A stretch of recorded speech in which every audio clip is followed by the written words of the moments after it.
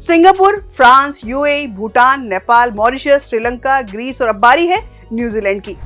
जी हाँ, भारत का यूपीआई अब एक एक करके दुनिया के कई देशों तक पहुंच रहा है।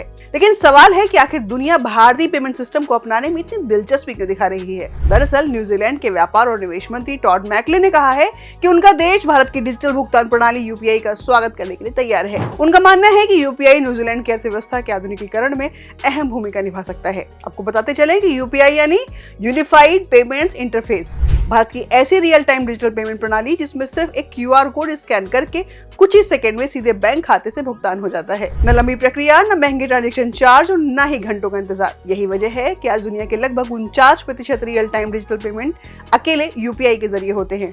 और अगर न्यूजीलैंड में यूपीआई लागू होता है तो वहां रहने वाले भारतीय, छात्र, पर्यटक और कारोबारी आसानी से डिजिटल भुगतान कर सकेंगे। साथ ही दोनों देशों के बीच व्यापार और निवेश भी पहले से अधिक सरल और तेज हो जाएगा। दिलचस्प बात यह है कि हाल ही में भारत और न्यूजीलैंड के बीच मुक्त व्यापार समझौता यानी एफटीए भी हुआ है। ऐसे में जब एफटीए, शिपिंग, कनेक्टिविटी और यूपीआई एक साथ जुड़ते हैं तो सिर्फ सामान ही नहीं बल्कि पैसा भी पहले से कहीं अधिक तेज और कम लागत में एक देश से दूसरे देश तक पहुंच सकता है।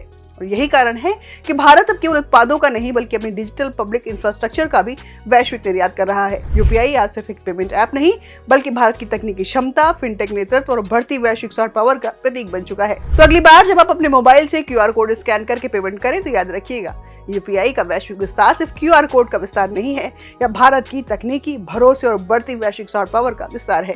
आने वाले वर्षों में भारत दुनिया को केवल उत्पाद ही नहीं बल्कि अपना डिजिटल मॉडल भी निर्यात करता हुआ दिखाई देगा।